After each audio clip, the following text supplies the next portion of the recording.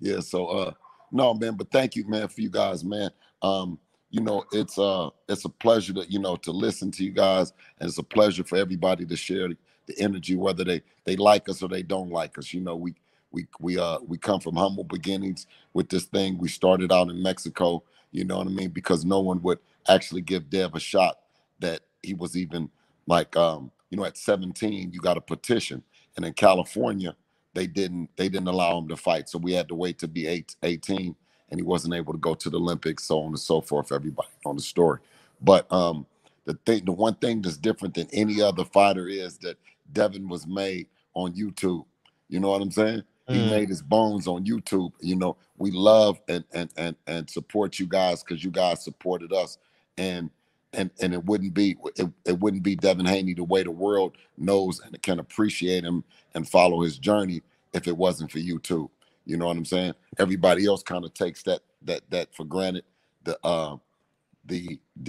other promoters, you know what I mean, the networks said that Devin was going to get lost by fighting on an app such as DAZN, but we believe that the app and the way of looking at boxing, had changed.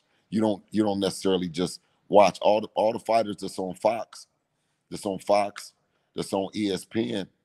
They ain't bigger than the fighters that's on YouTube and apps and the zone and stuff like that. So getting that content out to the people, man, and sharing your stories and your journey is super important, bro. No, it was a really good night. I had fun. I thought the crowd was an electric crowd. Um, you had some familiar faces in there. I thought Devin, like I text you, I thought Devin had a really good 3 rounds, and he was savvy the last three, and I Absolutely. And listen, and the thing about it is, you know, we going into the lab and we know exactly what happened with the shot. You know what I'm saying? Now mm, you can make an adjustment. You can make an adjustment in camp to getting hit with a shot. But it's hard to make an adjustment when you done got your ass whooped for 10 rounds straight. You know what I'm saying? What mm, adjustment do you make for that? But with the shot, what happened is if you can, and anybody that's watching, play the tapes back, or you can go on certain show, you can go on Instagram. It's kind of circulating in slow motion. mm, But what Devin did was he punched and he rolled the shot, but when he came up, it's like duck, duck, goose. You come up with your head. So he came up in the shell. He came up behind the shoulder when that's not the move. He was supposed to roll the shot and come up with his hands up, and the mm, shit would have never happened.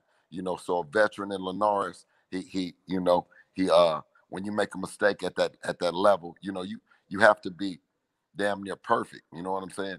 To not get hit by a shot like that.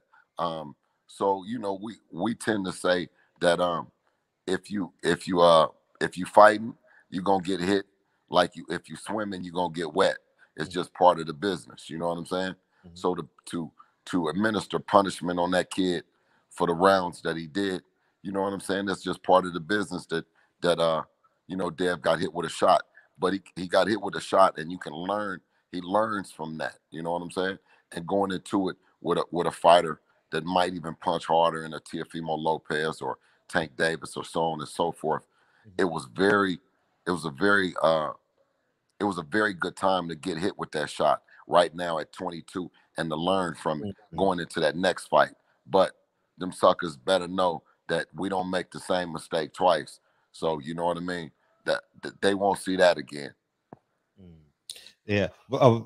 D Bevel the champ says Bill was about to sleep with Norris after the fight. I missed that part. Yeah, yeah. I told What? him. I told that chump. That chump walked up. He started talking about you running. I said running. I said look at your face. Fuck you running in your face look like that. You know what Oh I'm saying? man. Listen, he didn't even come to the press conference. You know what I mean? He You know he didn't? didn't get, no, he didn't come to no press conference because Oh. his face was beat up. Mm-hmm. You know what I mean? Uh-huh. He had How on glass. He had on glasses. He had on glasses after. You know what uh-huh. I'm saying? He was Mm, wearing glasses. Devin wasn't. mm. How would you rate the whole show? Oh, I loved it. I loved it. It you know, and that's the one thing about Mexico. Mexico prepared us for this, right? When and just traveling around the world as Devin as an amateur, going to places that, you know, in hostile situations, right? We love it because with Floyd, the success came with the hate. You know what I mean? He wasn't successful. Listen, and nobody knows this because we close to the family and we done been here, right? When everybody talk about Pretty Boy Floyd, nobody was even going to go see Pretty Boy Floyd. They never went to see him. He wasn't selling out no arenas or nothing when he was Pretty Boy Floyd, right? It's when it's when they started seeing a black man with money and he called himself Money Mayweather, and the hate happened. I mean, it hate you have your own kind, your own people that hate you. You got guys that's sitting up there because we have people. You got guys that's sitting up there with the finest chicks in the world, Mm. and they hating. The girls is liking us and loving us, and the guys is hating. So when Devin was when Devin was beating everybody up, and he was 2,000, 3,000 to 1 odds, nobody came out. But when they came out, when the whispers was, oh, the boy, this might be the time the boy go down. Oh yeah, he might lose this one. Oh, Linares is tough, and that brought him out. So it wasn't just Mexican fans that was in there hating. It was some of our own kind, Mm. and I've seen that same hate with Floyd, but that's still like Ali always said. You know, well, not what Ali said.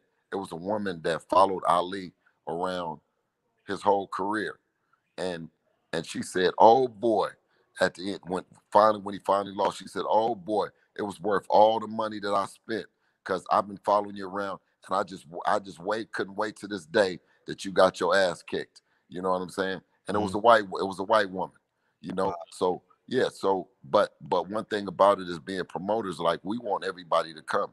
We want the people to come that have those kind of that kind of energy that they want to come in and they want to see Devin, want to see a young 22-year-old brash, cocky, confident black man. They want to see him get beat. And if you brown, white, you know what I'm saying, or you know whatever, right? If that's how you feel, as long as you pay your ticket and you come in, you have the right to boo. But Mhm. coming from Mexico and starting out in Mexico, that was what Devin experienced at, 17, 18 years old, is Right. going into a hostile situation and everybody booing. And Devin was pitching shutouts in Mexico, and they were booing. And listen, and whenever it was close, like even if Linares would do anything, everybody would go you know what I'm saying? Because that's what they want to see. And deep down, they want to see a fight. Even as much as they hate, Mhm. when you get a chance to hate on LeBron, you get a chance to hate on Jordan, right?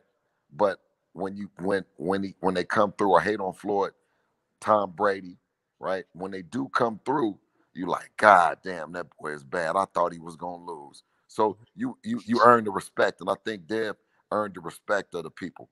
We made we made a like I said, he made an error in the sense of he didn't listen to his defense when he rolled the shot, but he did show it's another style, it's more dimensions to his fight game.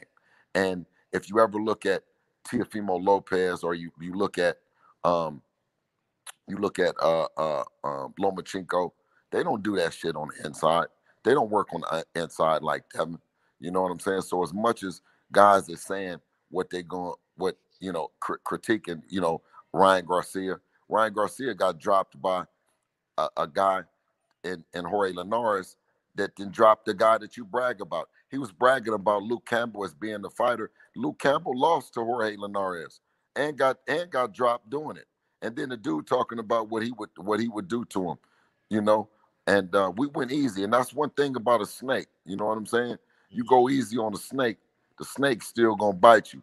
Ryan Garcia is a snake. His daddy's a snake. You know what I mean? We know them from amateur boxing. When they said that they had their health issue with anxiety and all that other bullshit, knowing that they was faking, because this shows right here. When you had so much sympathy from the whole boxing community to get yourself together, you come in and kill another event. You killing a fight that you have the potential to fight him. Now, if he really want to fight him, what he would say is, "Damn, Devin is really a good fighter, right?" And then you go tell the network, you say, "I need X amount of dollars because this guy is tough." But and just like Teofimo Lopez, if you're telling the network the fight ain't shit, then how do you get the money?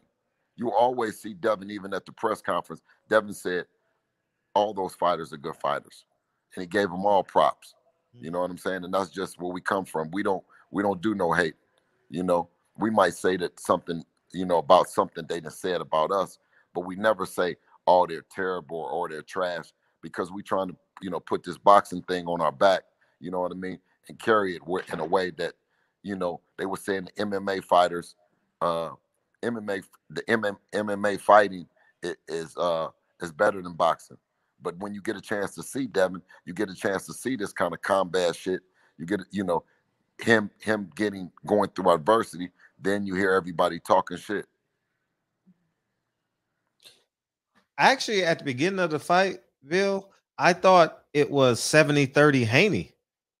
And then like it seemed like even the guy behind me was two guys behind me.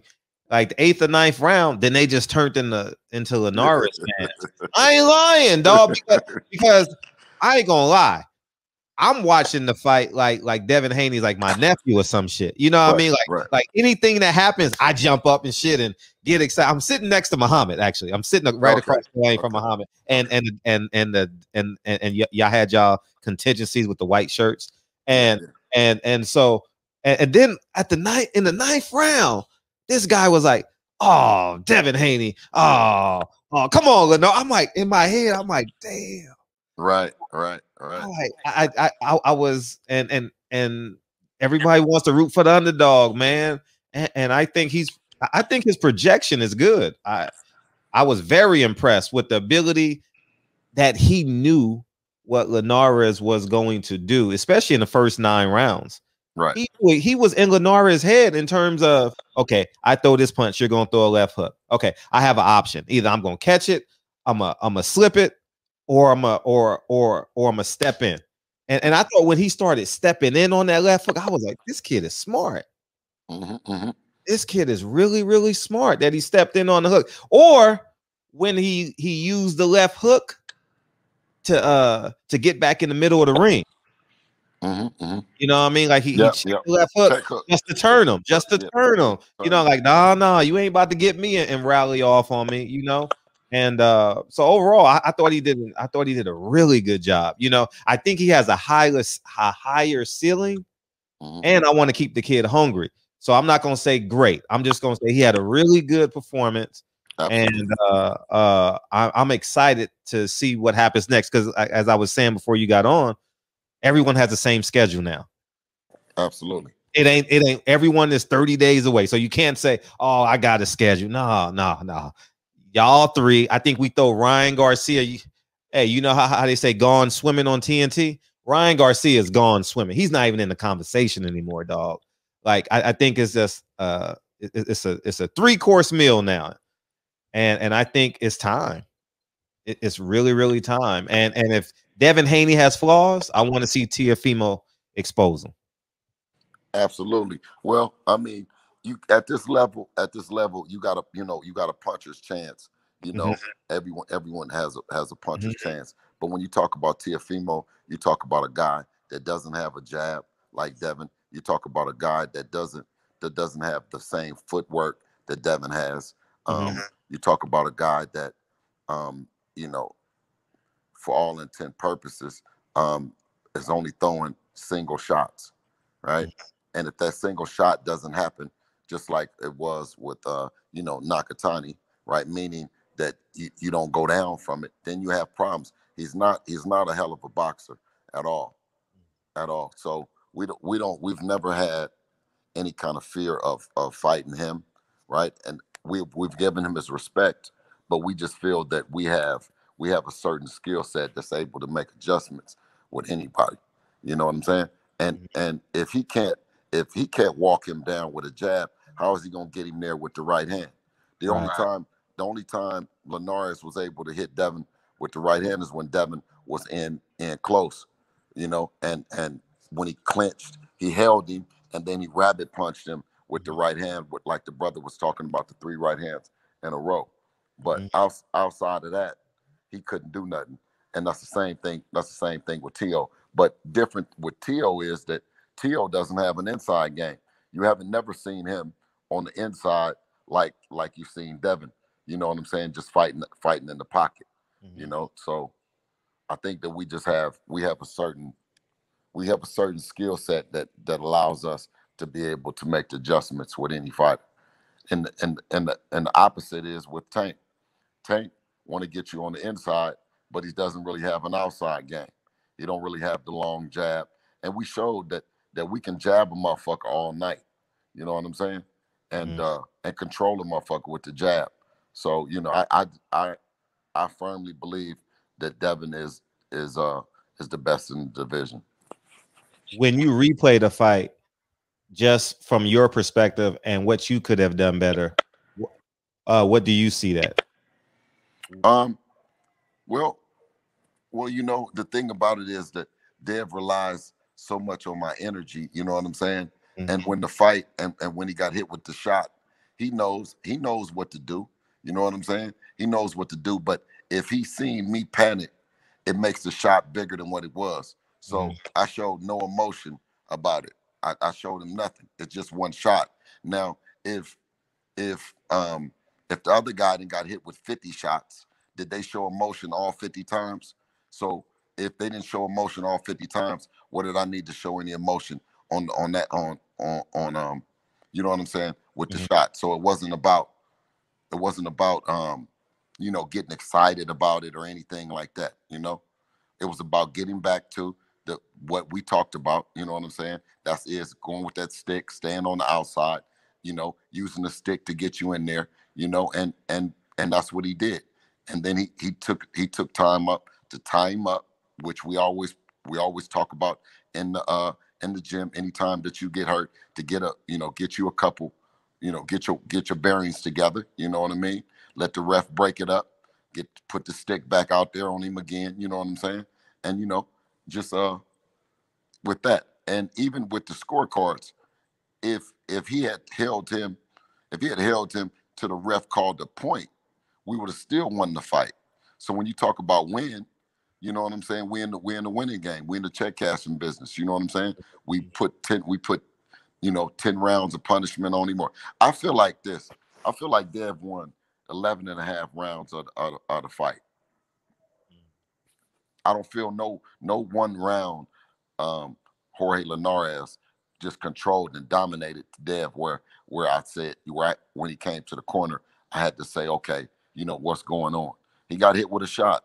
You make the adjustment. Mm.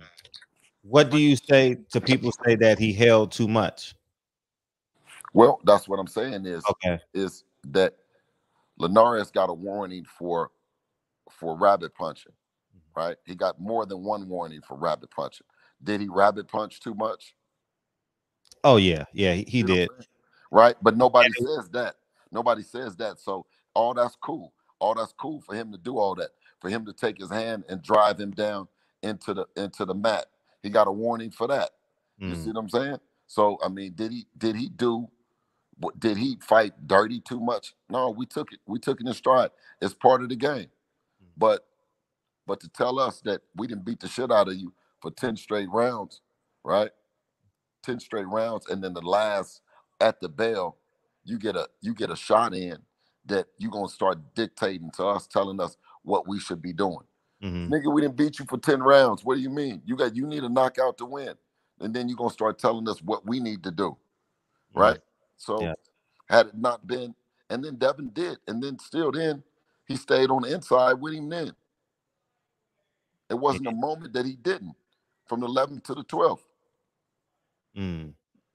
How was it with Ben Davison in the corner? How was that engagement? It was different. It was definitely different Mhm. because a lot of the times, and that's why and I have a lot of respect for all the coaches that bring things to the table. It's just that um, you know, it's different because no one knew, no one but me and Devin knew that we had been working on on that moment where we were going to move in and fight on the inside. You know what I'm saying? We Mm. already knew that he could do that, right? We knew, but a lot of that came from Floyd and Roger, you know. So it would have been hard for Ben to make that call or to understand that call, you know, that we would change the fight at that particular time and to do that. Mm. And and it's funny because even trying to be a fan friendly fighter and to know that you can stay on the outside and you can get on your bicycle, we made a sacrifice to the people to fight like that, and then they still had a problem with it. You see what I'm saying? So it's just something that we'll go back into the lab and we'll talk about it. You know what I mean? Mm-hmm. But to have the appreciation, the admiration of fans that spend money and come out and get fly and get dressed Yeah, and for come out, sure. to us that means everything still. So it's not like we're going to disregard it. You know? Mm-hmm. Do you have any aspirations of having just a full time trainer, or are you still gonna do like per fight deal? Um, no, I mean, you know what I'm saying. We're gonna continue to operate under the same way that we do. Okay. You know what I'm saying? Like ain't nothing broke. You know what I'm saying? So we don't need fixing it. What we need to do is go back in the lab and make sure that he knows for 12 rounds he got to listen to his defense and he's not to take nobody at this level for granted. You know, and I think that's what he did. He you got to keep a respect for the fighter that's in front of you. You know what I mean? And once you lose respect for him, then you stand a chance. You stand a bigger chance of running into something. They have lost respect for the guy, and started making those kind of mistakes. And what he made that mistake in particular, and I think that we're gonna make he'll do good making adjustment to staying focused because if he was focused for 10, what's the other two? We just need to be focused for the whole 12. Right. You know what else I noticed in the post fight was he said he stayed away from his girl for 8 weeks. I thought that speaks volumes about his commitment to the sport of boxing. Being that he's 21, he has a lot of extra testosterone that he can just give. I say this respectfully, like spend time with his girl because he's creating an exorbitant amount of testosterone. But the fact that he said at 22 years old, "Hey, you go over here. I see you in 8 weeks and 1 day." Yep, yep. No, he's like he's experienced beyond his years, man. This Mm. an old man up in that little young body of his, man. I'm telling you, because he's just yeah, he's a class act both in and outside the ring. He went over there to Linares's corner. I mean, into his locker room after that. You know Mhm. what I mean? And humbled himself enough that he asked Linares, what did he do good and what did he do, you know what I'm saying, bad, you know what I mean? Great From, question. from a veteran, you know what I'm saying? So I was like, damn, Dev, and that wasn't like pre-rehearsed, like, okay, we're gonna go over here. Dev, I want you to go, Dev, I want you to go over to Linares's room and I want you to go ask him some questions. Mhm. That was all on Dev, you know what I'm saying? And it surprised me that he would have that kind of conversation with him. And I think listening to him after the fight, and he matured and grew even more. You know what I'm saying? So that's Mhm. why I said he's a real class act, both inside and outside the ring. I definitely can attest to that. How do you make out when Linares says in Devin Haney's presence, you do have power? And then in an interview, I want to give the interviewer credit, but I can't think of the guy's name. He says that he doesn't have power. Well, see, that's why I said is Yeah. that Mhm. fighters can lack class outside the ring, right? Mm. They can do things that aren't classy. The things like like uh um like Ryan Garcia, right? He'll get the sympathy of the boxing community, get the sympathy of the brothers, right? Even though, you know what I'm saying, he's been acting like like I don't feel like cussing like that right Mm. now. You know what Uh, I'm saying? uh, But he's tripping. Let's just say he's tripping. And then instead of Tank and Dev jumping on him with the shit and the media and everybody telling us, no, don't touch that area with him. He's on the mental health shit. And then like a snake, he come back and bite. You know what I'm saying? So, Right. um, same thing with Linares, right? But he forgot that he was just on camera and what he just had said.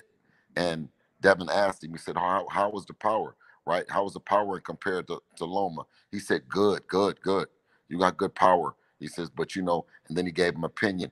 I want you to double that jab up. Don't just throw one single jab. And then the Joker, he comes right out and goes in front of another interview and say something different. That just shows the kind of guy he is and the Mhm. kind of guys that he come up under. Just like I said with Ryan, and I said it about his dad. I'm like, you know, that comes from who you've been raised by. All that bullshit that he doing. You know what I'm saying? And it's a testament to who he been raised by and how he's going to raise his kids. And if you ever care anything about your last name Right. and really, caring about your last name and how your kids and how they're going to be, how they're going to be embraced when they go outside the house, you got to teach them better than that. You know what I'm saying? Better, Right. because those kind of mistakes they follow you. You know what I'm saying? Mhm. And where I come from, Oakland, California, you know what I'm saying? It's a lot of shit that these fighters do that what they say there is you'll get your head busted. Yeah. Macadon 123 says people won't be happy till Devin is out cold on the canvas, and it's sad because I know a lot of black people who don't ride with them. Keep winning. And Rutledge says Linares got his ass beat. Enough said. Speaking of Oakland, man, Oakland showed up and showed out. DB, you got any questions for Bill Haney the Great? Hey, Oakland showed up and showed out yesterday. And by the way, you had Tank sing the national anthem. Hey, yeah, that was Come on, man. beautiful, wasn't it? Yeah, it was beautiful. Yeah, Yeah, that it was was beautiful.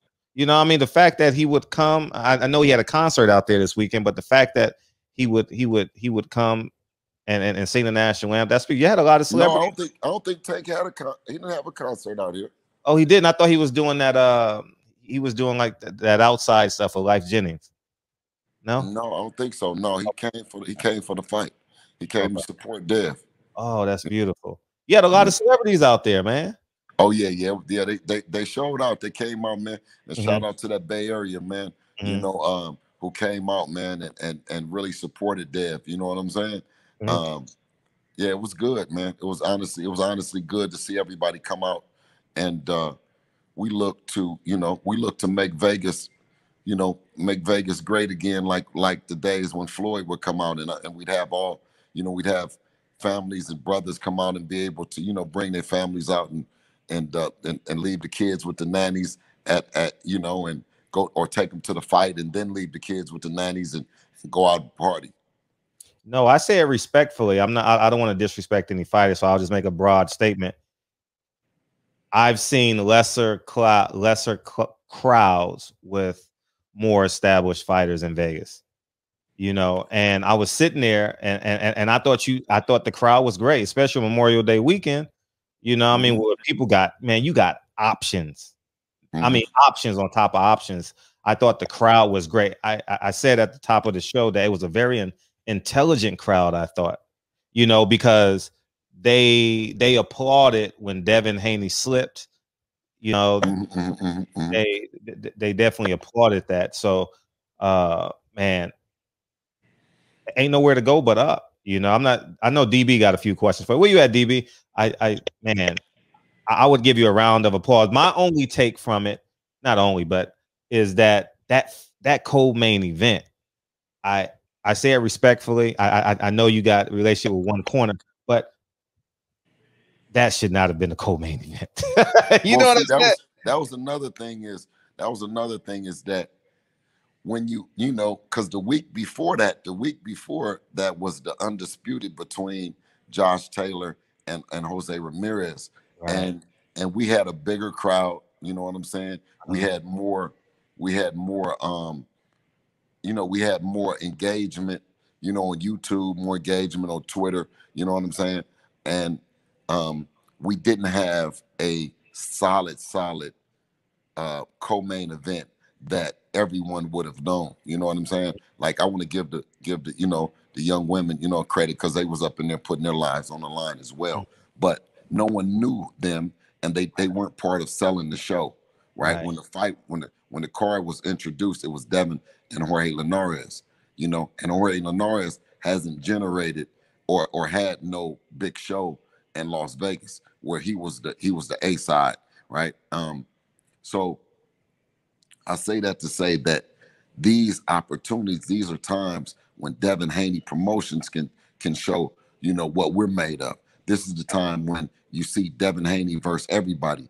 And Fred, you remember that shit from the beginning, us wearing those t-shirts when Yeah. it, you know what I mean? Yeah. When it was we were the first ones when it was Detroit versus everybody, right? Yeah. I And then remember that. and then it Damn. was Devin Haney versus Wow. the brand the brand Detroit versus everybody who's based out of Detroit, and you know, uh, we got a great mutual friend that works with them, you know, and Detroit versus everybody reached out and they said, "Yo, what's up? We see that you got to verse everybody." They say we're gonna do a cease and desist. Are y'all selling the shirts? We said, "No, we don't sell them, man. We get them away." You know what I'm saying? This is Devin Haney versus everybody, And they Mhm. said, "Okay, cool. As long as you ain't selling them." That's why nobody never seen them for sale because we don't want to violate, any kind of, have no lawsuit with them. But that's been our motto right there, and the reason why it was verse everybody in boxing because we wanted to be able to kick in the door for other fighters and fathers to come behind us because traditionally the big four had said that Eddie, Al, Oscar, and Bob, that as soon as a mom and dad sacrifice everything to get their kid through amateurs, that they were no longer qualified, that they then needed to hand over the kid to a manager and Al or and promoter and Floyd or the top ranked brand who doesn't give co-promotional situations to their fighters, unless they're at a level like a Manny Pacquiao or something like that. But when we turned pro with our promotional company intact.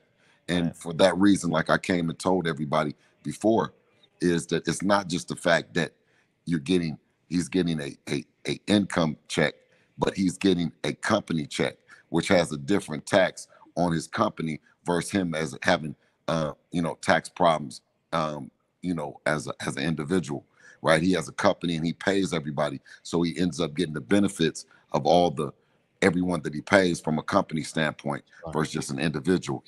So he came in the game. He came in the game smart, man. It's just a testament to him staying down with it. And now, not only at 22, he started out as a promoter, but he also finished his agreement to whereas now that he's a free agent and he's able to negotiate from as being a promoter, as being a world champion, a new situation. You know what I mean? Wherever that situation will land. Mhm. How soon do y'all plan on negotiating? Is that like supposed to be done before the end of June or? No, 10 a.m. tomorrow morning, we got a meeting. Oh, so Eddie stayed over, man. He kept the private jet on ice. Okay, okay. Absolutely, 10 a.m. We meeting to talk about it. But the thing was that unlike Ryan Garcia and unlike Teofimo Lopez, right, who both in their first contractual agreement had problems. They went back to the company instead of fulfilling what you wrote down on the paper, right? Mhm. You came back and said, "Oh, that's not right. That I want this, I want that. This ain't right. I didn't know what I was signing." We knew exactly what we were signing. We knew exactly how long it was, and we never had no problems with it. And I think that was important in business. You know what I mean? Just growing up, I knew to be a man of your word, right? And for Devin to also stand behind his. Of course, you can always go into it and renegotiate and all that stuff like that, but it kind of tends to leave a bad taste, in the mouths of your partners that you know that you're not going to actually fulfill or go through what you're signing. So, Right. I think we're in a position that we can talk about fight by fight. We can talk about, you know what I mean, a couple fights, 3 fights, you know what I mean. Mhm. But Yeah. unlike the Lopez's, where Bob Arum comes out and says, "Well, we have 3.5 more years on you." Man, 3.5 years. Bob, how do you even know you're gonna be around 3.5 years more? Man, you talking shit like Right, that. You know what I'm saying? right. Belittling people. And that's no shot at him, but that kind of business shouldn't get out because it makes your fighter look bad. You know what I'm saying? Mhm, And we wanted to be able to talk the shit that we talking right now. Is mhm, that Devin is a boss at and a world champion all at the same time at 22 years old. mhm. Who do you go to get a report card from? Um, well, you mean far as mentorship? Yeah, yeah, yeah, yeah. Mentorship. Yeah. Oh man, it's some of the baddest cats in the game, man. That I talk to that shit. Believe it or not, I mean, it's just it comes. Offhand, I'll probably say Jay Prince. He was You there know, front row. I spoke to him at the fight. He was there. yep, I'd Cheering say you on. Cheering yep, you on. Mhm. yep. I'd say Jay. You know what I'm saying? We've talked along the way. You know what I'm saying? And when he first asked me, he was like, "Bro, what you plan on doing? How you plan on doing it?" And he's like, "Which one you gonna be?" Now Devin is too young at this time, and so he's like, "You gonna do the promotion or you gonna do the management?" And I said, "Well, I said I'll just manage him, and then I'll let him be the promoter." Mm, You know what I mean? And then that's how we kept everything in house. mm. Yeah. Champion Hart says, "Great job, Team Haney. The great Bill Haney. Damn good fight. Congratulations." Thank you, dear champion Hart. We appreciate it, man. What do y'all plan on going to Teofimo Lopez fight? No, we're not gonna go to Tiafimos, but we're gonna go to Miami to Floyd's. Unlike I just heard, and I blessings to the families that been going through the stuff in Miami. It's been like somebody doing like mass shootings or some shit out there right now. Like 20 people got shot. Um, I think today was Wow. that today, where 20 people got shot today, I haven't cut and my then teeth. I went from yesterday, yeah, yesterday 20 people got shot in a mass shooting, and then like a day before that, how many? Seven, like 7 people. So ooh. I mean, it's just it's kind of hot out there right now.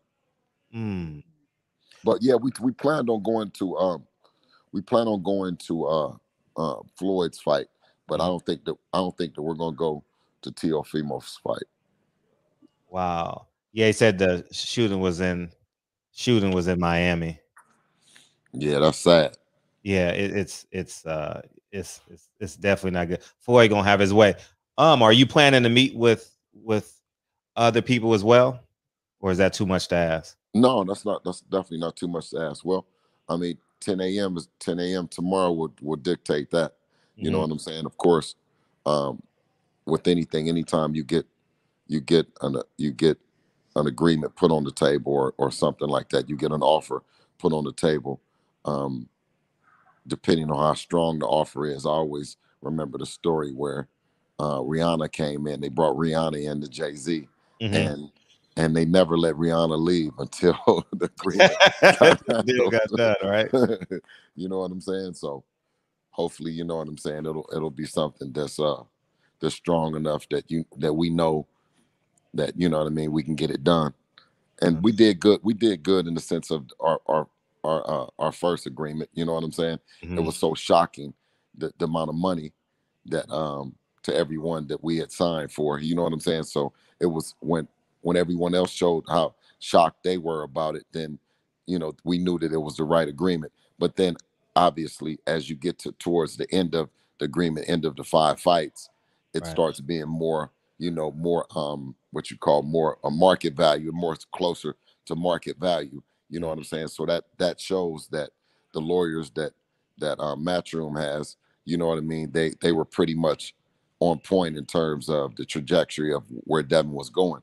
But it's the yin and yang of that, is because a company isn't going to they're only going to work so hard to get you big to actually have to bid against all the traction that you're getting.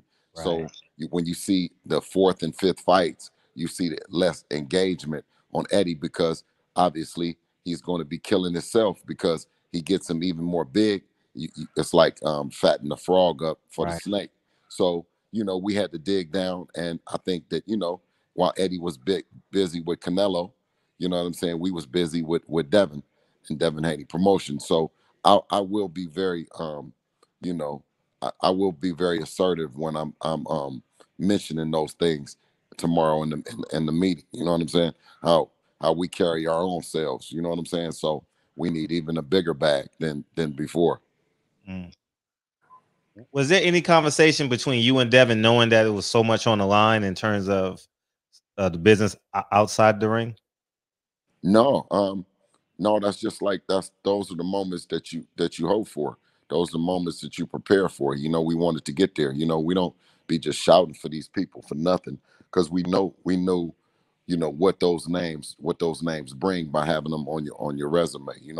And what the big four have tried to do, even with Bob, was to not give us the names, because he knew that the brand would get in a way that it's like giving a person lighter fluid, and they already got a fire going on. You know what I'm saying? And that's what that's what Bob didn't want to do.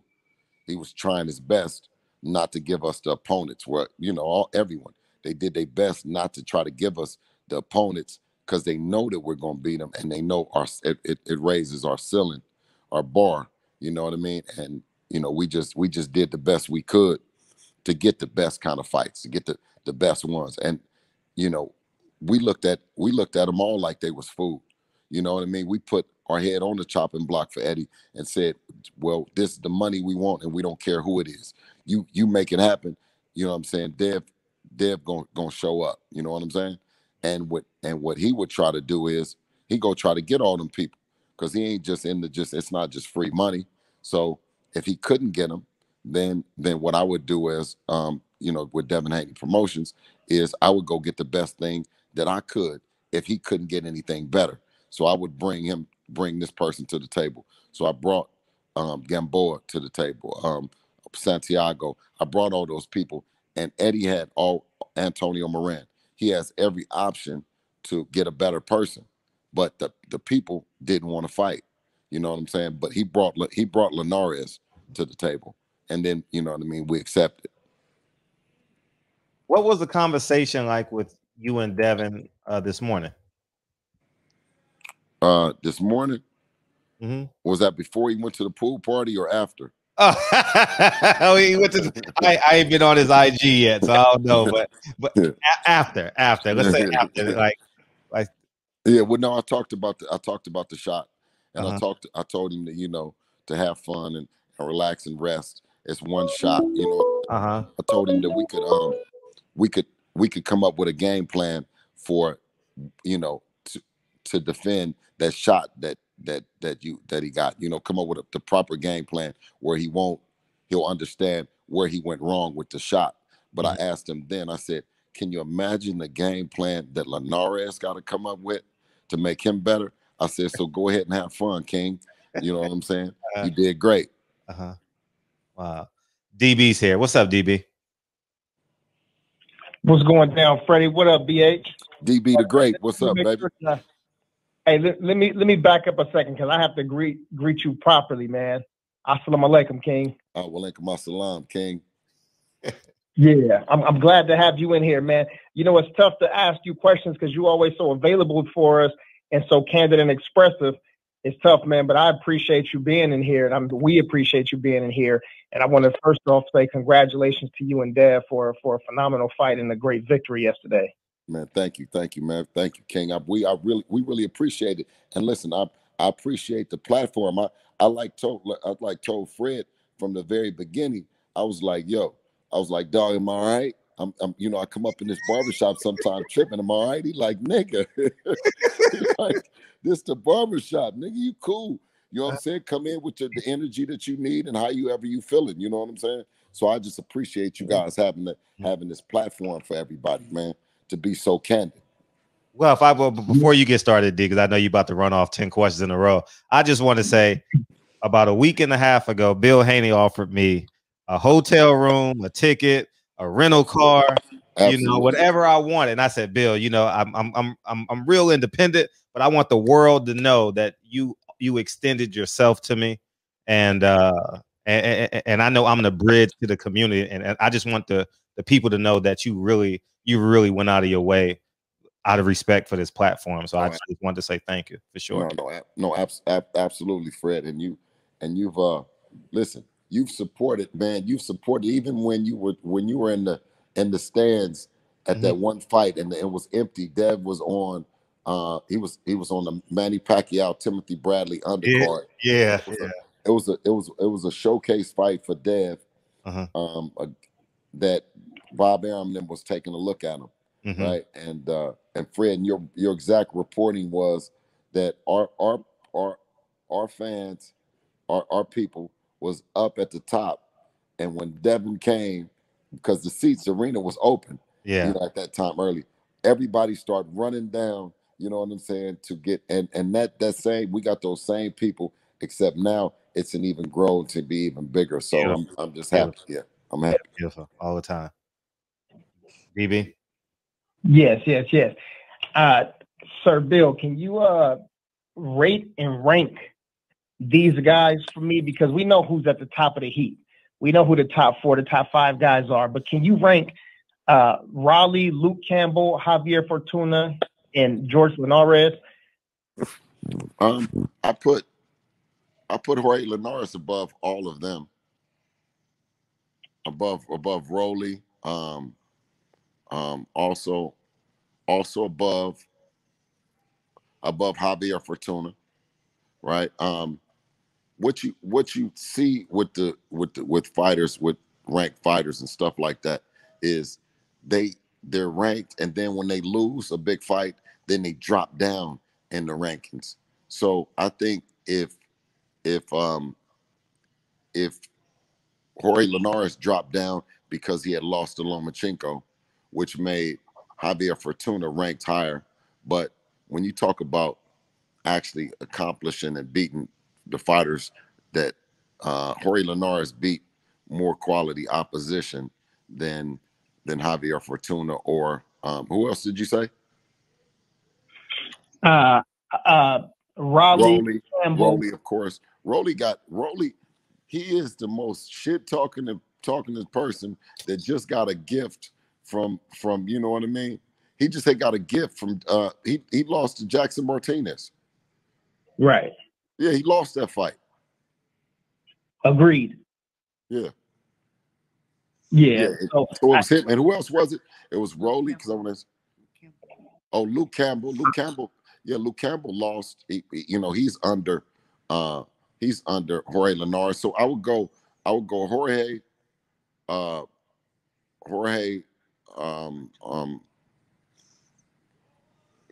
go Jorge Campbell, Javier Fortuna, probably 2A and 2B, and then Rollie, I'd put him down there at like number 10 or some shit. So you just could put some imaginary motherfuckers in front of him, because he's a jalopy truck. Yeah, you know what? I forgot George Kambosos. What about him? Where does he fit in? Now George Kambosos, I don't know too much about him. He was pretty quiet for a long time. You know what I'm saying? He was kind of like just on that other side of the division, just being quiet. So I can't really rate him, right? But I would have to put him ahead of Rollie Romero. Okay. And just in the instance that a fight cannot be made because Teofimo is just wishy-washy. I mean, we all know that. So in the event that he's not there, and that's the reason why I asked you to rank these guys first before asking this question. Then it could be the JoJo Diaz, Javier Fortuna winner. You see what I mean? Got it. And that was a thing at we were gonna bring out that dog. We ended up having to bring out that dog, either if it was gonna be with Javier Fortuna or Jorge Linares, but we were gonna show both of them, and that was my thing with Dev was show them that it's a man in there, because what they were doing was they were being hyped up, and then they were hyping themselves up enough that they were gonna go, that they were acting like they were walking them down. But Devin was actually keeping it clean with all of them. You know what I'm saying? And what an old trainer told me one time when he was watching Dev, he told me to tell Dev to act like the fighters got shit on them and they stink real bad. You know, you don't want shit to get on you, so you don't let it touch you. You know what I'm saying? So the casuals and everybody, you know, that would come on, they would talk about it. They wouldn't understand that's you know what I mean? That's everything. That's pure boxing. That's pure pugilist. When you don't let the motherfucker touch you, right? Now, of course, like I said, you know, to a lot of our friends, family, and our real fans, they like, no, B, don't change nothing. Don't do that. Don't do that. You know what I mean? But it's the nature of the business as well. You know what I'm saying? So we had to show, and I told everybody then going into the fight, I said, they asked, well, what do we plan on seeing? I said, you're gonna see a complete fighter. You're gonna see an array of weapons. You know what I mean? And I think that we showed that. We showed that we can fight inside, outside. You know what I mean? We got the jab. We got everything. You know. Yeah, I want to get this out of here. I want to follow up on that. But Presidential Mike in the super chat, aka Mike Weary the Great, he said Haney versus Rollie would sell. The press conference will be fire. Yep. Why is it personal between y'all teams? Is that long standing between y'all and Rollie? No, well, Rollie happens to be a and he happens to be a little bitch for Teofimo. You know? Yeah. He happens to be one. He's Teofimo's closet bottom. Bottom. Yeah, bottom. Yeah, bottom bitch. I appreciate the headline. Yeah. Oh, that's funny. That's funny. Yeah. BH, let me ask you this. You know, we were here at the shop, I guess it was probably about a year ago, and we were attempting to make a fight here in the shop with Gary Russell Jr. And we'd love that. We came out and had a fight yesterday. We'd love that. Okay, is that still alive? Hell yeah. Hell to the fucking yeah. Oh man, here we go again. No. But see, that's the thing about it is that, you know, with our meeting at 10 a.m. about what's going on, you know what I'm saying? But if Gary is really, you know, not tied to nobody, we for real ain't tied to nobody now. You know what I'm saying? And when you talk about pay-per-views and all this kind of shit, you know what I'm saying? We don't say it out of spite that oh, if somebody don't give us the deal that we want, we're gonna go to pay-per-view. You know what I'm saying? We can go to pay-per-view now, and the fact that we were true to our partners, we did everything. We fulfilled our obligation with Showbox and Showtime. We fulfilled our obligation with DAZN and Eddie and them. You know what I'm saying? And you know, we could really do shit as bosses on our own now. You know, and but we bring the belt. You know what I'm saying? We bring a lot to the table now. You know what I'm saying? In terms of making this shit happen. But we were doing shows. We were doing shows on our own before we did it with Eddie. So the ability to make something happen, you know what I mean? We have confidence that we can do it. Yeah. Bitch, I know you listen to the show and you probably heard some of these conversations, but we were having some conversations and also some debates about Juneteenth and why we didn't have enough representation. I don't think we had proper representation for this upcoming one. It just happens to fall on a Saturday. Was there ever any talks about you guys pushing this, 3 more weeks to get this fight scheduled for Juneteenth? Because I know that there's a level of consciousness there with you and Dev, and it'd be great to have y'all to represent the red, black, and green and the whole our flag for us. But can you just tell me your thoughts about that? And no, absolutely, that would have been something. That would have been something that would have been great for us. The only thing that we've always expressed that our hands are tied with the scheduling of the networks. You know what I'm saying? Now, when you talk about Triller, Triller's date got pushed back, and then they made the June 19th. That was what was originally part of their agenda. You know, with that with that, we tried to get ours, to get our word out and to get all that, because we were going 1 week after, 1 week after Ramirez and them, but we knew that if we could go on Memorial Day weekend, it would be a weekend that everybody is off and they would be able to come. So we agreed that that would be great with DAZN, but that the Juneteenth day is amazing, bro. And he lucked up, and he got a great date. You know what I'm saying? So, yeah. Before you go, Ron Tomazon, I appreciate you in the super chat. For all respect to Bill H and the game, breathe God. Yes, sir. Right on. So what about moving forward? Because next year, we're probably not going to get it to fall on a Saturday or on the weekend, probably for another 4 or 5 years. But just moving forward, because they always celebrate. When I say they, we know that others have their days. We know that Cinco de Mayo and also a day in September has been reserved for the Mexican fighters and for the fight fans. So moving forward next year, even if it falls on a Wednesday, would you guys fight maybe the weekend before or the weekend after to represent that? Yeah, absolutely.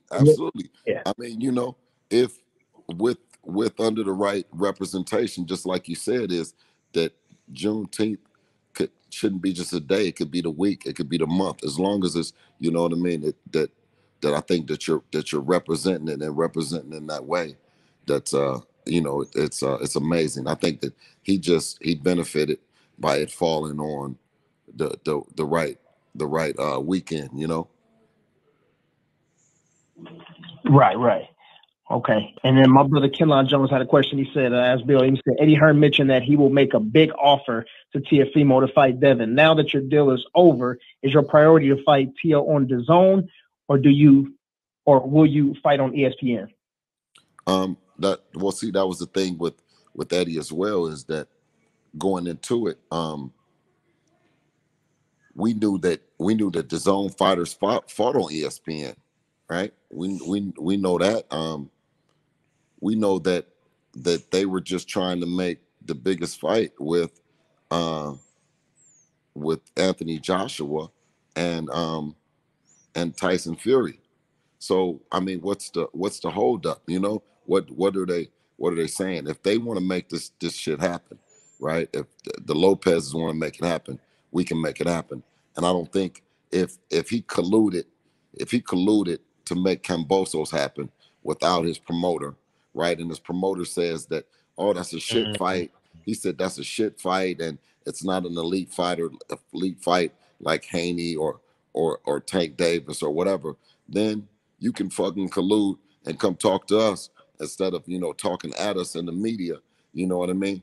Tell some people, well, I reached out to Bill and he didn't want to make it happen. You see what I mean? So I took the brother out to eat on his birthday. I'm talking about Teofimo Sr.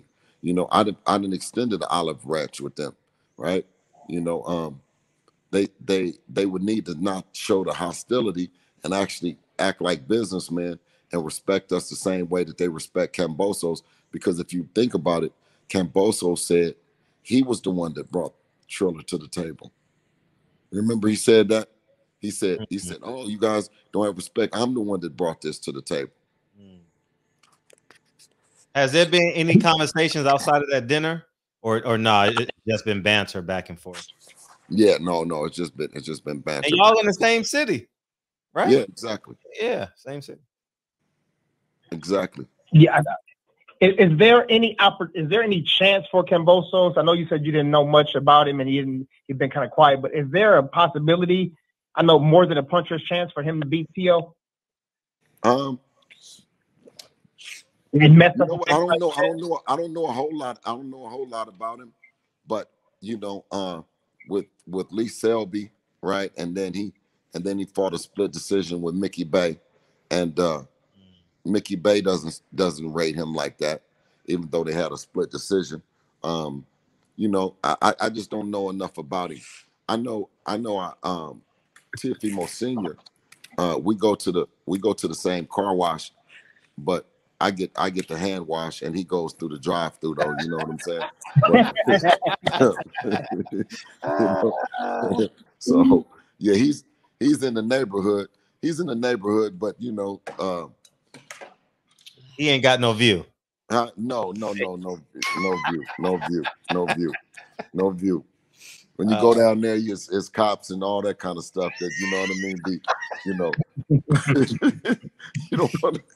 You don't want to go at night, because you're gonna get flagged. Oh man, he on a blade then, man. Yeah, you know where he at. You know where he at, Fred.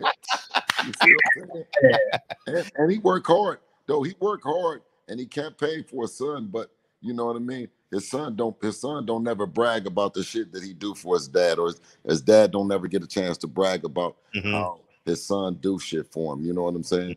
It's really fucked up. And I had I talked to T.O. Senior, and you know, and that eats at him. You know what I mean? But as fathers, we always still keep our game face on publicly. You know what I'm saying? Yeah, for sure. Yeah, a couple of quick ones for you, because I know it's getting late, man. But what is the biggest fight for Dev right now? And is it the Ryan fight? Because, you know, Ryan's got all of these so-called followers on Instagram, and also he's been talking shit recently. Is it Tank, because it's all of our community? It's on definitely both Tank. It's definitely Tank. It's definitely Tank. Tank is the biggest fighter. You know what I'm saying? The biggest name in the lightweight division. You know what I'm saying? The hardware and the legacy and all that shit like that is tied up with Teofimo Lopez and the undisputed business. But I would definitely not put Lion Ryan or Teofimo in front of Tank Davis. You know what I'm saying? Period. Right on. Yes. But wouldn't it be sweet though, just to beat him up though, you know, in front of the world? Not that he deserves another opportunity, because he kind of took himself out of, like Tank just said, he took himself out of that equation. But wouldn't it just be fun for Dev to get a chance to beat him up? Oh, absolutely. But what I mean is that, but I'm not gonna steal, because he got you know, Instagram and TikTok fans. We go put him ahead of what Tank Davis done accomplished and what he done did. You know what I'm saying? He's a senior to them. You know what I mean? He's been swimming in the waters longer. You know what I'm saying? He done been on pay-per-view and all that. You know what I'm saying? Where he's in the headline shit. He done had big joints out there in Black Hollywood, Atlanta. You know what I'm saying?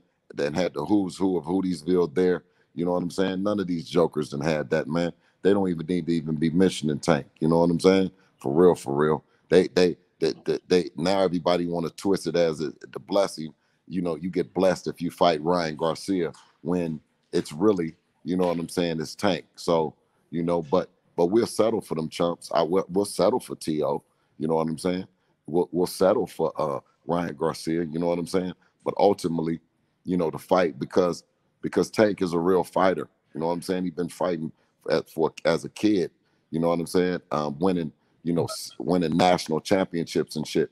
I took Devin and knocked on Tank's door out there in that Baltimore, and that Upton boxing gym right across from them Upton the projects. I took Devin over there to spar Tank for when he was like 14 years old for the first time. Tank was like 21 or something like that, right? You know, but Tank was still a bad joker. You know what I mean? He probably had about 12 or 13 fights with 12-13-0. He hadn't signed with Floyd yet, though. But I knew about him. You know what I'm saying? And you know, I wanted Devin to not fear no man, wherever he's from. You know what I mean? Ain't no tougher niggas in Baltimore than it is in Oakland. Ain't no tougher niggas in Brooklyn than it's in Oakland or East Los Angeles. You know what I'm saying? And I did my job in terms of, you know, making sure I took him around all them people and let him get a chance to spar him and feel that energy, so he would be ready for that big stage. Do you think, man, you're doing great? I'm sorry, I don't want to forget this real quick. I heard Dev in the post fight interview, and we already know that he's precocious and he's mature. He's been around you, but he said he hadn't spent, I think, 8 weeks around his girlfriend. Was that his own decision, or was that something that came for you to save his testosterone? Oh yeah, no, listen, he's I told you his experience behind his years is that he has a if he want to sneak some girls in, we were in Vegas, so he was spending his time. He got a mansion in Vegas, so you know what I mean. I can't check every room, you know what I mean. I can just come up in there and take a whiff and see, can I smell perfume or something, you know what I'm saying? So and then we'll handle our business, and then I'll go back home. So I didn't we way past those years of me hoovering over him, or you know what I mean, putting him on punishment or anything like that. He made the decision, he stuck to it, and I'm very proud of him for seeing it through. But 1 month of it was Ramadan, so you know what I mean, we can't give him we can't give him too much, so he couldn't, nobody, neither me or him, you know what I mean, was doing anything with women for the month of Ramadan. And after the weigh-in, he announced to the world that he is Muslim, correct? Yes. Yeah, I heard him say it in the press conference. He gave a greeting. Yeah, DB appreciates that. Yes. How would you? He does, definitely. And Brandon, shout out to Brandon Washington in the chat too.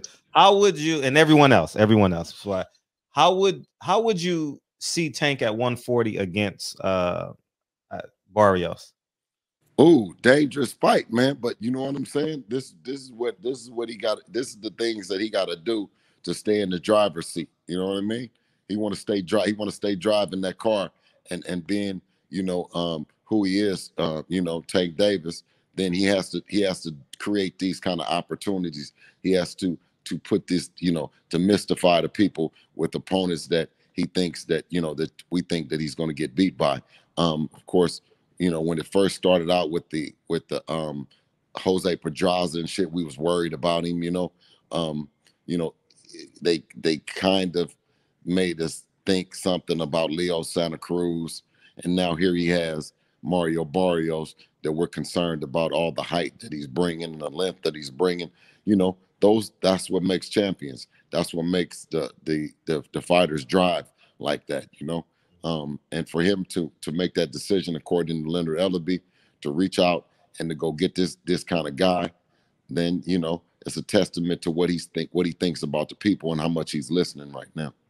Right. Have you had any conversations with Leonard Ellaby at the potential of that fight? About this fight? No, Tank and Devin. No, we're more closer to Floyd, what I'm saying? Yeah. And ironically, Floyd said, if you guys can remember, Floyd said, Devin, he says, Tank is moving down to 130 and Devin is moving up to 140, so they'll never fight. But then, ironically, maybe some months later or another fight later, Tank is at 140 and Devin is at 135. So, like Bob Arum said, is that Floyd knows the boxing business, and if he thought that Devin wasn't who he was, then he might not do it publicly, but he would definitely sick Leonard and Tank on Devin. Gotcha. DB. Man, I'm excited. Dang, can we keep the show going at 2 a.m.?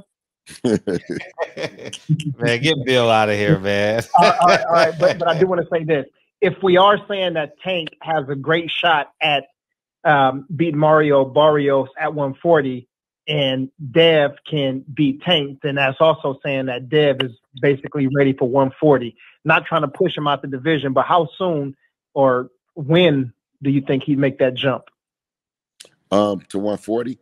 Well, that's that's a good guy that's going up to 140 to make that division. When you talk about the 140-pound division outside of the Ramirez and the Josh Taylors of the world that just had it heated, they're both moving up. So I think the division is going to be pretty much wide open for the young cats to come in and challenge the guys that are you know what I mean, the gatekeepers and all that that's at the 140-pound division. You know, I obviously with Tank moving up, that gives us, you know, at least one reason to move up to 140. You know what I mean? But without him there, all the fights are at 135. How would you rate his power this fight? Um, I, I The definitely, increase has it increased? yeah. Looking at Linares' face, it did. Yeah. You know what I mean? And the fact that Linares was respecting him, and everything that Linares said inside and you know when Devin was in his face, you know what I mean? You know, he Devin is in his locker room. He's in front of the man's woman, and that's another thing that people gotta watch out what they doing, and they woman be there and they kids be there and all the shit, and they be like, "Damn, daddy, why you lying like that?" You know what I'm saying? You just didn't say it that the kid came over here and he got power. But then soon as we get out of here and you put your glasses on, you put your little funny hat and you turn it up, and then his woman is sitting right there. You see what I'm saying? And she's watching him tell them lies. And she's looking back and she's thinking how strong them young black men is. That young black man that had enough respect to come in there, look you dead in your eyes and tell the truth. And then you come back out here and do this shit. And then people wonder why. You know what I mean?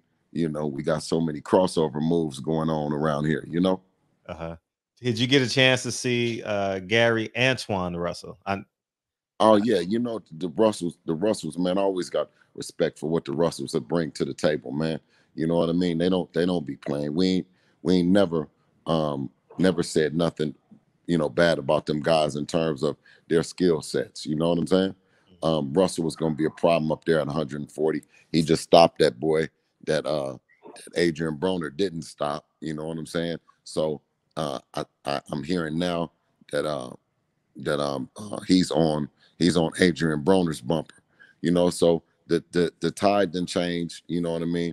The young guys that are here now. You know what I'm saying? The Jerron Ennises of the world, and so on and so forth. I think that, and well, I knew that we had to get a jump on them. You know what I mean? We had to start early and start putting our work in because we knew that being a smaller company, right, that we weren't going to have the affordability to wait around and then just match energy with the Arams and the Haymans and all that. So we took time out, and Dev stopped at 16 when amateur boxing because we knew that just being a professional amateur wasn't going to get us nowhere. And then we took our time to slowly develop a professional style. So you witnessing somebody that's been a pro since he was 16 right to now to 22. So he's a 6-year pro, right? Going 12 rounds and doing all kind of different shit in the ring.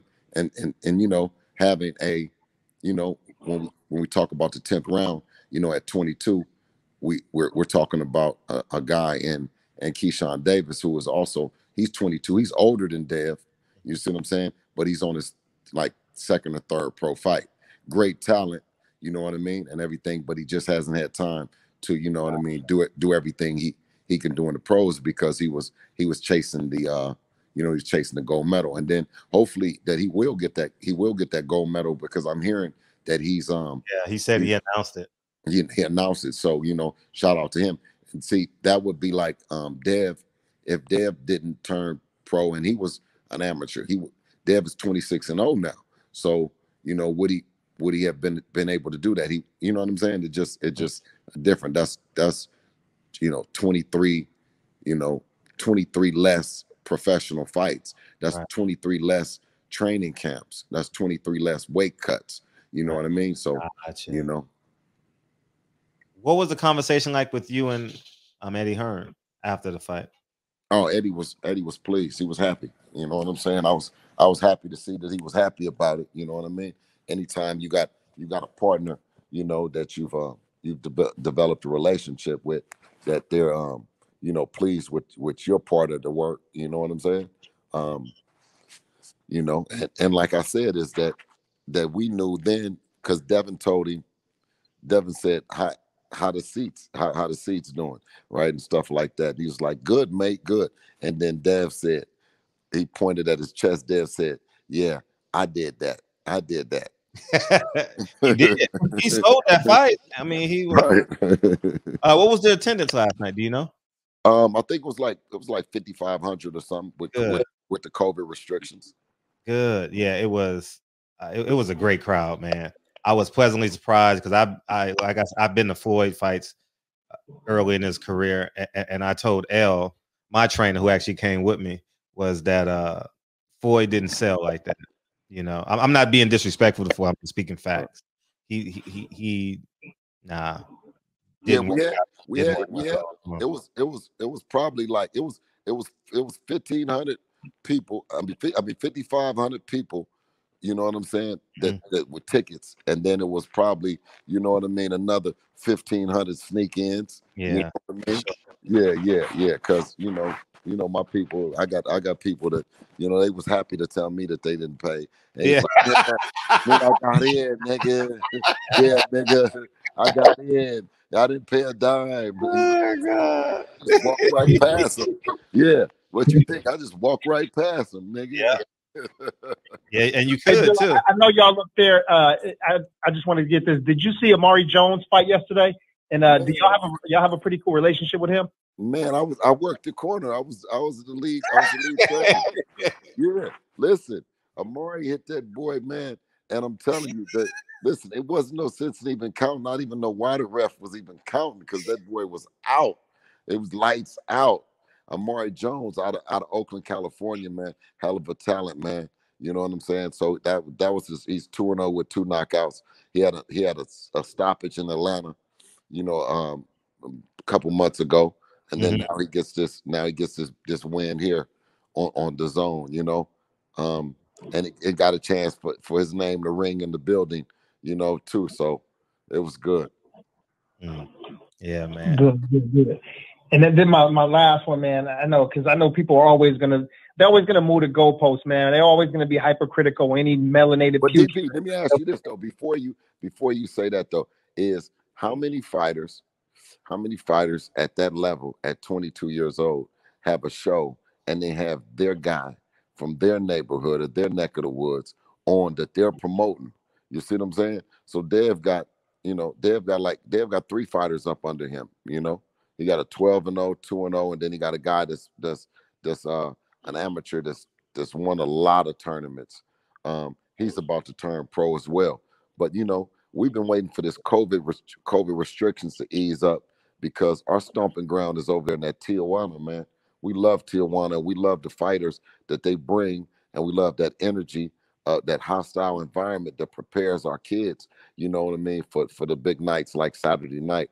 So as soon as this thing opens up, we're gonna get back to working full time, you know, because ain't no sense in us getting charged. We're a small company, and when we can go across that border and get that same work, you know, ain't no sense in getting charged when you're developing like that. So that's why I always tell all the fathers and trainers, if you believe in your son, then go ahead and, you know, go across, but also be very, very careful about it, because it's not easy.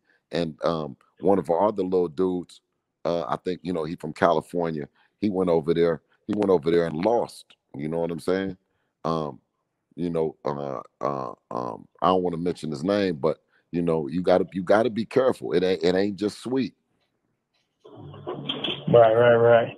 I think one of the guys in the chat, Joe Lasisi, said the show had almost 2 million views on DAZN YouTube, so it's trending well. Absolutely. Sheesh. And again, my last question was,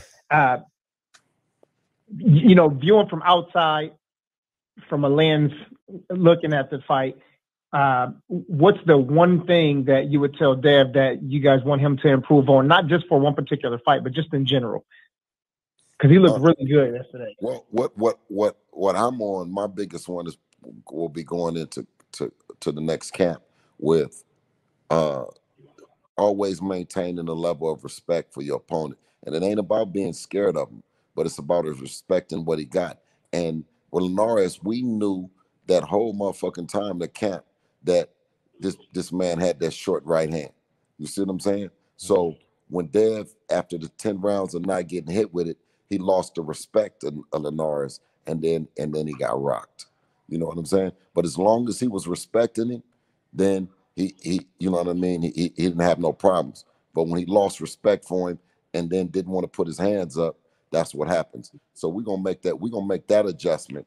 That's gonna be the first adjustment, is the mental part of it. You know what I mean? And I think that you will iron it out by when we want to spar, we go into it with a game plan and see how long he sticks to the actual game plan. Even if the sparring partner isn't giving him the work that he needs, does he then, get cute, or does he maintain the same way that he started? And I think that that's a level of professionalism that comes with maturity. Yep. And then my last 2 questions. I'm just kidding. Man, thanks for popping up in here, big homie. We appreciate you, man. I appreciate y'all. After the fight, once we get announced the fight and the fight is signed, and no fight is promised. I mean, no fight, because you see how fighters fall out and all kind of stuff. Sure. But until they sign them signatures, then nothing happens. I'm gonna continue to promote. I'm gonna continue to do what I need to do, right? And in terms of getting that right opponent. But you guys do an amazing job, man, of providing a platform for our voice to get out. You see what I'm saying? The zone ain't running. The zone ain't open for me to call tonight and talk to my people. You know what I mean? What do they got going on? Yeah, we got 2 million.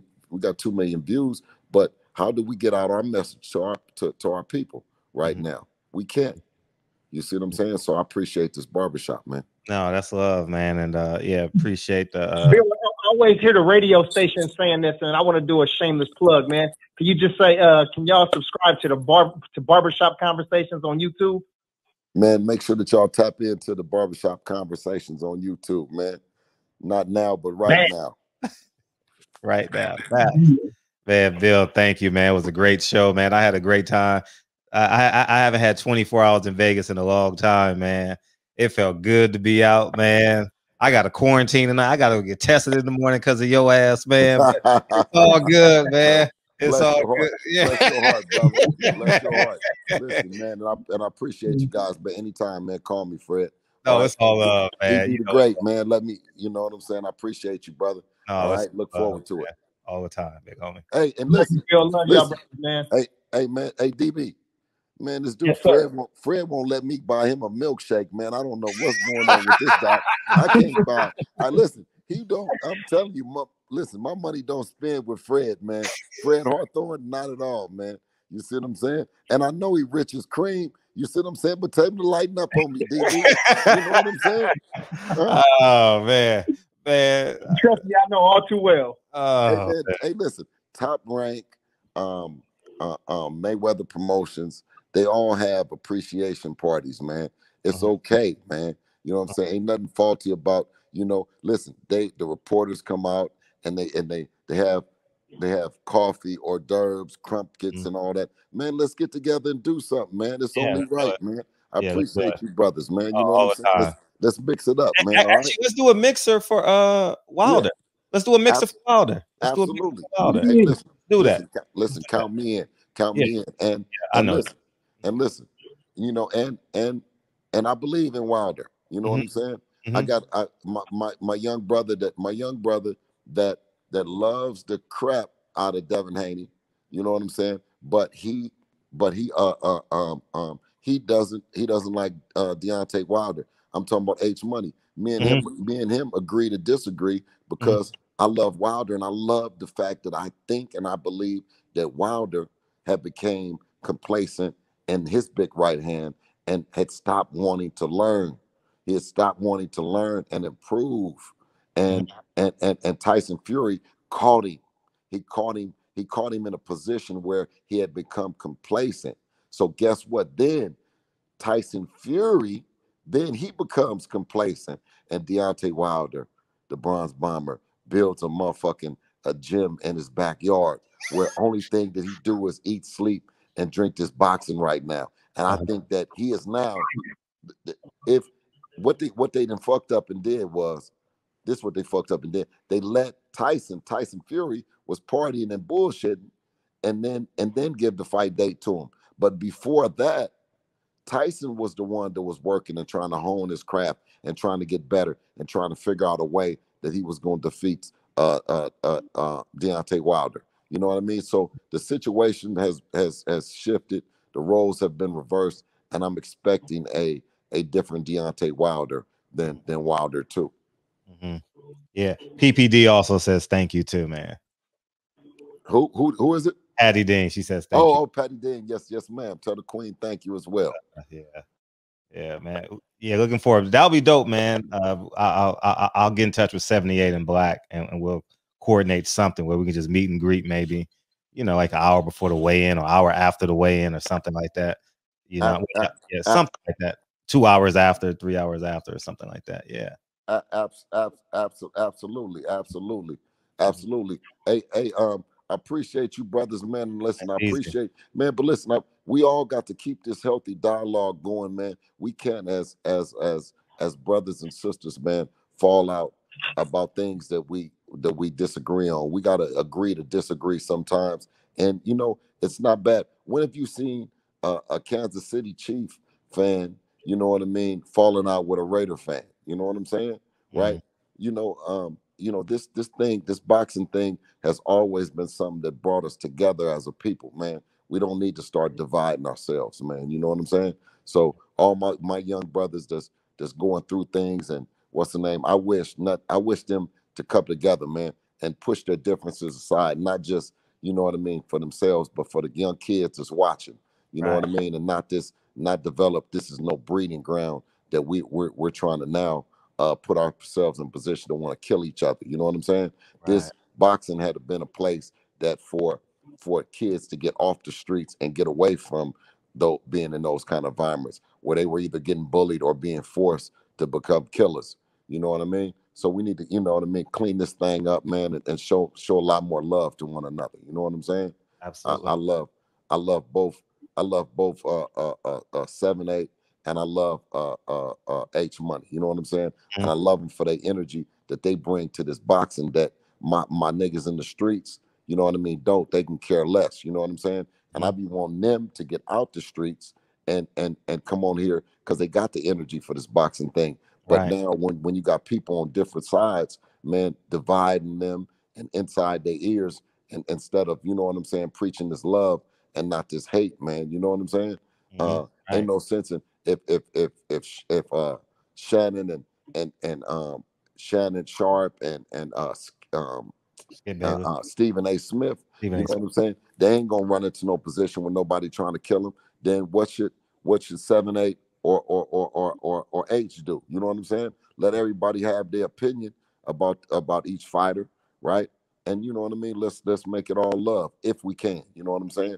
You know, I ain't no choir boy and none of that shit though. But you know what I'm saying? I just, you know what I mean? I'm in a position that I want for my brother what I got for myself, and right now that's peace. Right. Amen to that. All right. Amen to that. All right, my brother. Y'all have a good one, man. Talk to y'all soon. Appreciate it. Thank you, man, for popping in, man. Thank you for coming in. That's love. Love. All right. Yeah, Ike popped in, man. Yeah. You know how we do, man.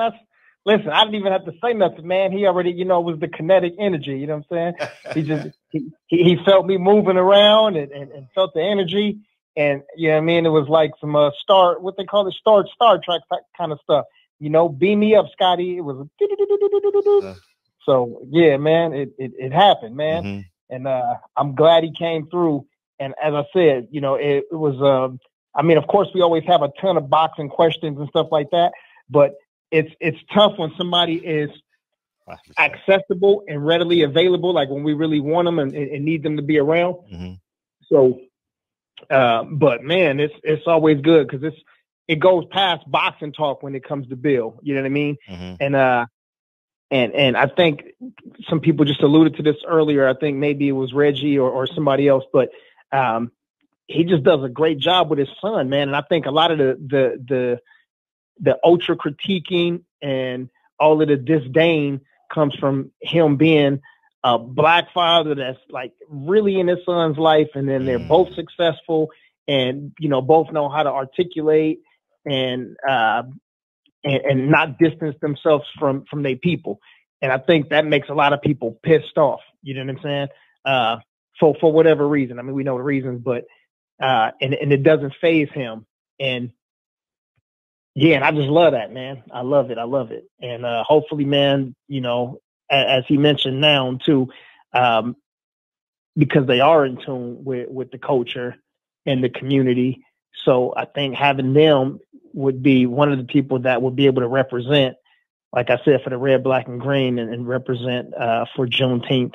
Sure. At least start next year, because we did start the conversation this year, but it was already late in the conversation. We started, I think, around December, right? Or somewhere around there. But it really started to heat up maybe around March and April, and we had the conversation going throughout this month. But as I was mentioning to you, one of the shows, it was just probably a bit too late for us to have made a significant enough oomph for these guys to have fights scheduled for it. But I think now, even up until that fight and even after that fight, we got to continue to ask and tell these fighters, managers, promoters, sanctioning bodies, everybody, so that I don't want to say force it on them, but we encourage them to do something for our community. How about that? I'm with it. Yeah, but man, this was good. Let me see what's go over to the chat. I haven't looked over there in a second.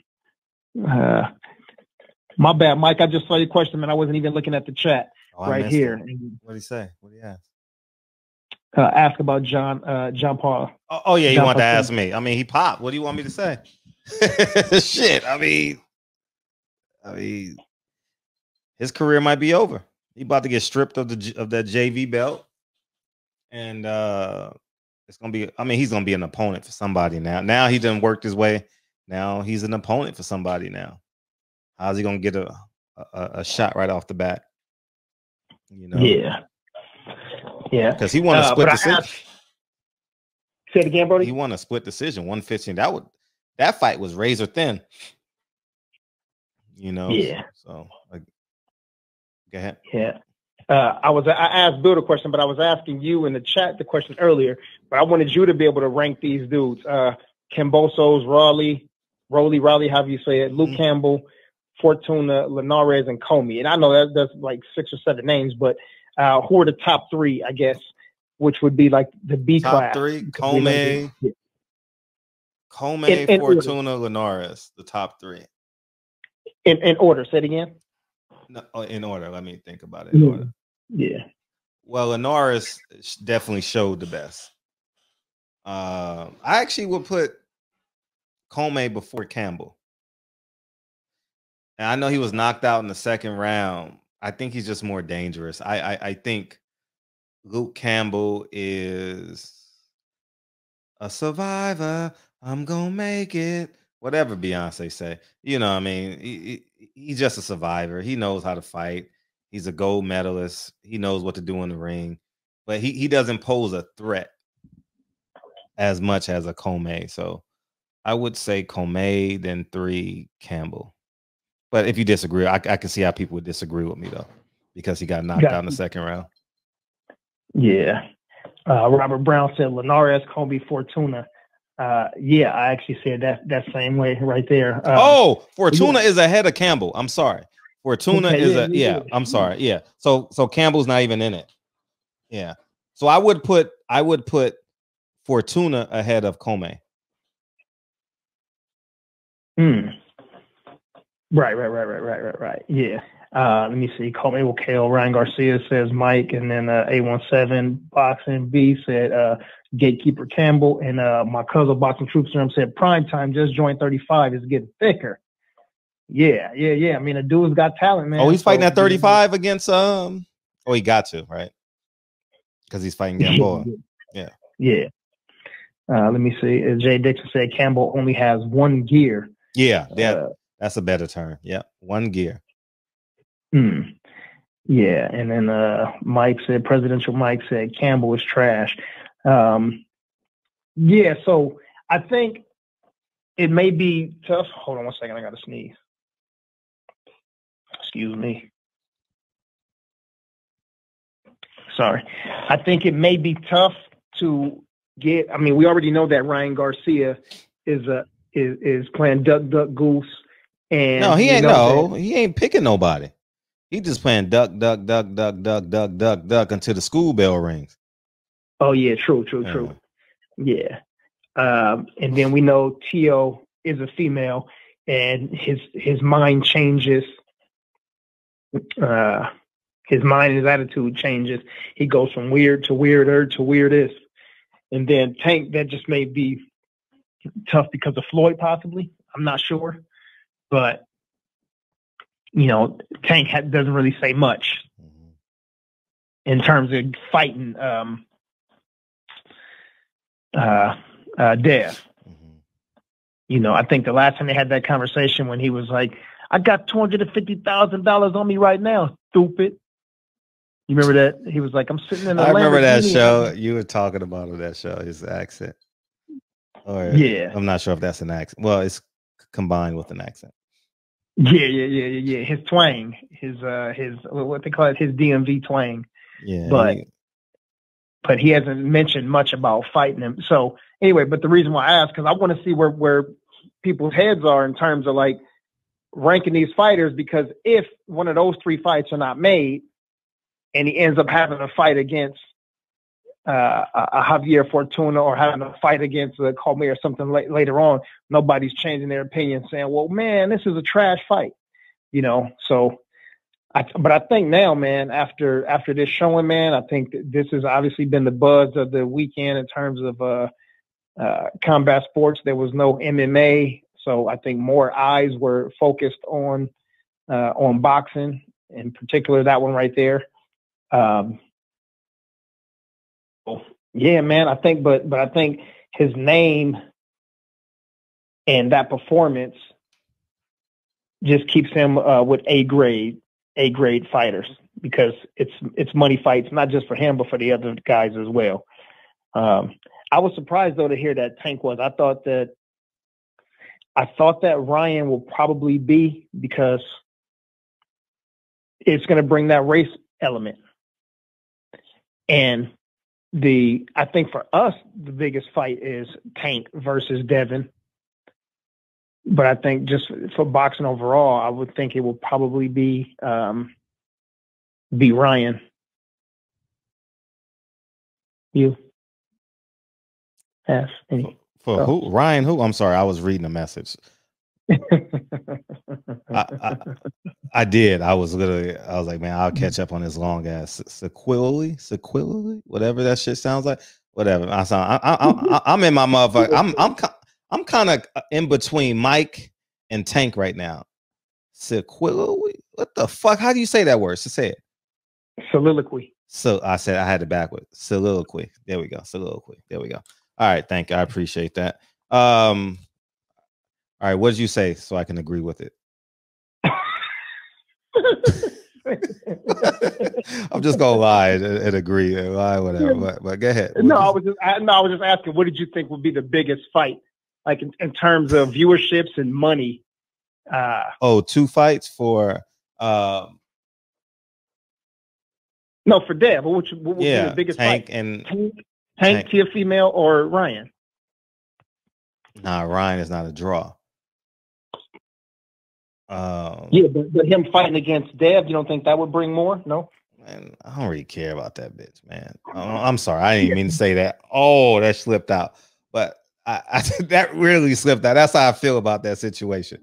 Like, man, it's nah, I'm done with him. I'm done. I've always been done. But I know, but that's the beauty of it. Okay. You could kick him in his dog ass all day. Put his foot up his ass. I want Tank and Teofimo. I know, yeah. I would say Tank and Teofimo. Okay. All right. All right. I'm just tired of that dude, man. We gotta give him can we just stop saying his name? We gotta give him a name that we all can say. All right. So it's not like, because we got people who are religious, and so let's think of a name for that guy. Okay. Y'all got 24 hours.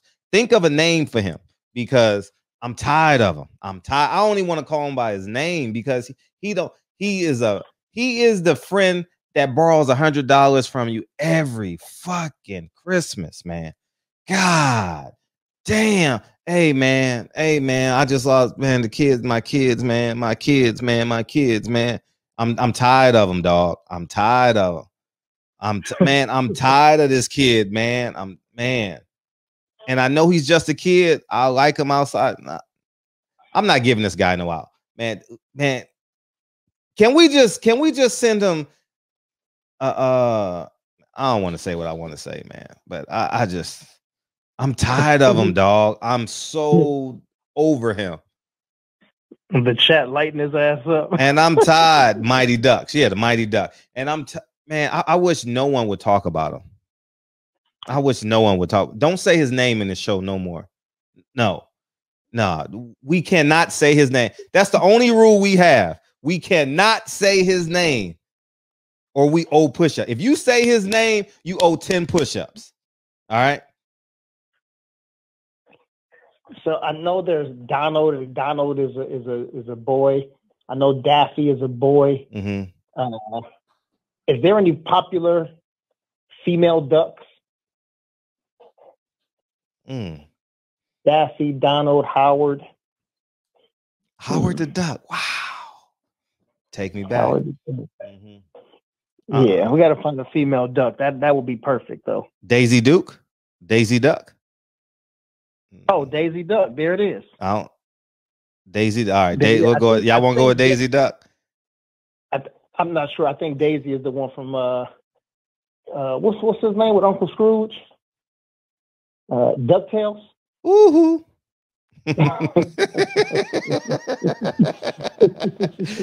That's a theme song, guys, for the the 20-year-olds. Yeah. All right. Yeah, that's Daisy Duck. Yeah, we gotta call him. Don't say his name no more, please. Do not say his name on this show, man. He is, man. I ain't never, man. Until no, is that true? What? Mir said, dude really chose Fierce King as his nickname. Who? I say it again. Mir just wrote in the chat. He said, dude really chose Fierce King as his nickname. Oh, man, if that ain't feminine, man. Like this dude is just Fierce King. Wow. Fierce, Fierce like Sasha Fierce. Like Sasha Fierce? Yeah, exactly. Oh, this motherfucker, man. Yeah. Let me see. No, she Donald Duck's girl. Oh, okay, there it is, Donald Duck's girl. We got to do a fraud. He's number one, dog. Like, he's number one. Everybody know. His own promoter know he is, man. Yeah. Yeah. Mental illness. I want to go. Yeah. The day it was announced, I want to do it, but I'm like, nah, because I don't feel like responding to people that don't. I just didn't want the energy. But that day that came out, I was about to blast him. You lying sack of. And then the next day, he's in some hotel room, right? Man, come on, man. You can't make this up. And now he said he'll knock somebody out. Man, please. Come on, Daisy Duck. Everybody tired of you, dog. Tired of him. He's wearing out his welcome. Go fight Rollie. Go fight Rollie. That's what you should do. Go fight Rollie. Hey, that's crazy because DJ put, and Canelo is a mighty duck. Yeah, Mighty Duck and Daisy Duck, man. Hey, shout out to Presidential Mike for that super chat, by the way.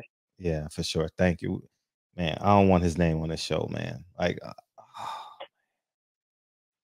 I'll knock you out. And it's not even the person, because I can take Tiafimos. Like, I have no problem with what he's saying. But how this man goes about conducting, the lack of integrity. He goes and gets baptized, and then he has mental illness, and then he gets out of a fight, and then it's just too much. It just goes on and on. It's like the worst song you ever heard in your life. You know what I mean? Supercalifragilisticexpialidocious. It's like one of them type shits. Like makes no sense, has no rhyme or reason. You know, and I'm done. Done with that dude. Man, yeah, we got to get out of here, man. It's then he gets married, and then oh my gosh, I just can't do it. I can't with this guy. I got you, man. Glass should be his name. Break it, you'll break and see through, man. Something. What?